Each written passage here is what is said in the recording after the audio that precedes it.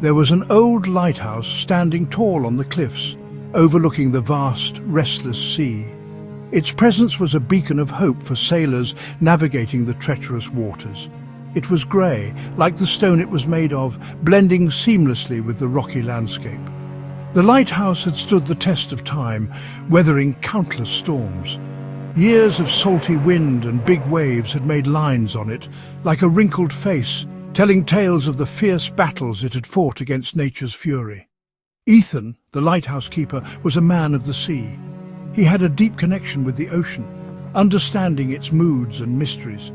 He had lived alone in the lighthouse for as long as he could remember, finding solace in its solitude and the rhythmic sound of the waves.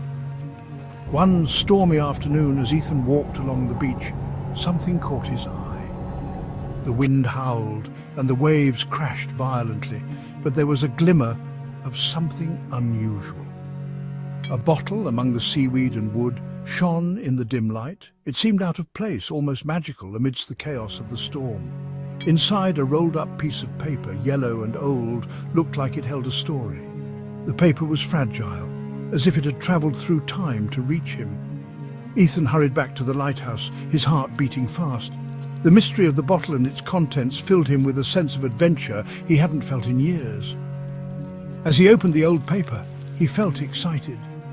The anticipation of uncovering a hidden message or a forgotten tale made his hands tremble slightly.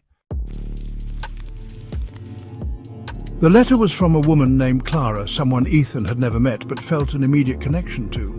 Her words were very sad, filled with a deep sense of longing and loss. Clara wrote about missing a love she lost, a fiancé who had been taken by the unforgiving sea. She described in vivid detail how her fiancé died at sea, and how much it hurt her every single day. Clara wrote about her life in the busy city, a stark contrast to Ethan's quiet, solitary existence in the lighthouse.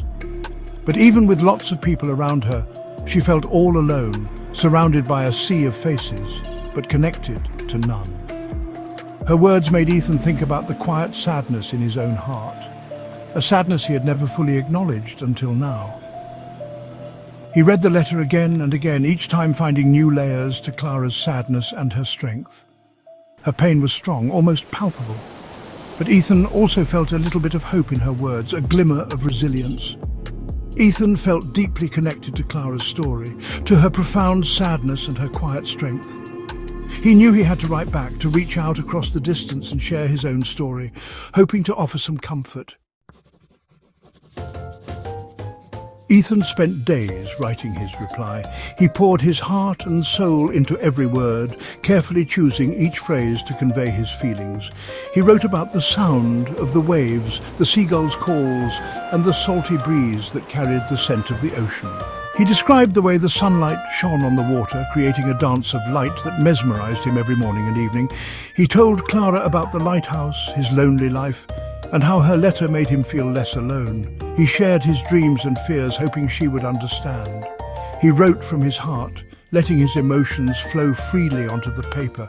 He carefully rolled the paper, put it in a bottle, and threw it into the waves, hoping it would reach her. As he watched it float away, he felt a bit of hope he didn't know he needed. It was a small spark in his otherwise solitary existence. Days turned into weeks and weeks into months. The changing seasons mirrored his growing anticipation. Ethan kept doing his job, taking care of the lighthouse and looking out at the sea. Each day he wondered if today would be the day. But now, something was different. There was a sense of anticipation in the air, a feeling that something was about to change. He waited for the sea to bring back his message, hoping that Clara would receive it and write back. The ocean held his dreams, and he believed in its magic. Then one day, a bottle washed up on the shore. Ethan knew it right away. It was Clara's bottle. Clara's reply was happy, but a little nervous. She thanked Ethan for his words, for understanding her sadness. They started writing to each other more and more. They wrote about their dreams, their worries, their hopes. Ethan looked forward to her letters, each one a bright spot in his day. Clara's letters were like a fresh breeze in Ethan's normal world. He thought about her all the time, her words in his head even after he finished reading. He kept her letters with him, reading them again whenever he felt lonely. As they became closer, Ethan started to have feelings for Clara. He realized he was falling in love with this woman he had never met. He wrote about his feelings in his letters, the words coming easily now. Clara felt the same way, her letters full of growing love. They decided to meet, to finally see each other after all their letters. Ethan waited for Clara at the shore, his heart beating fast. As the sun started to set, someone came down the path to the beach. It was Clara. They looked at each other and everything else disappeared. Ethan knew this was just the beginning of their story.